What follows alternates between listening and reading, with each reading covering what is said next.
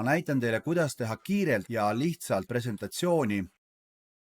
Võtame siis mingisuguse teema. Andsin siis Perplexityle prompti ja teie aruanne Eesti maksumuudatuste kohta 2025. ja 2026. aastal. Kui Perplexity on siis oma uurimustööga lõpule jõudnud, vaatan selle vastuse läbi, ma lihtsalt kopeerin selle siit välja ja lisan ta faili. Peale seda, kui ma olen siis salvestanud selle, lähen ma sellise tööriista juurde nagu gamma.app ja laen siis selle Word-dokumendi siia ülesse. Praegu me teeme presentatsiooni. Vajutan continue. Kuna mul on tasuline konto ehk $8 kuus, siis mina saan valida selle preserve ehk siis ta säilitaks võimalikult palju originaalset informatsiooni. Siit me saame valida siis, milline see presentatsioon meil välja võiks näha. Nüüd ta hakkab siis seda presentatsiooni mul looma. Kõik elemendid selles presentatsioonis on muudetavad, ehk siis me saame teksti muuda, me saame linke panna siia juurde, me saame nuppe panna, mis siit välja viivad, pilte muuta kas AI abil või siis oma pilte üles laadida. Hästi kiire ja lihtne viis, kuidas siis luua slaidishow'd või esitlust ükstapuha mis teemal.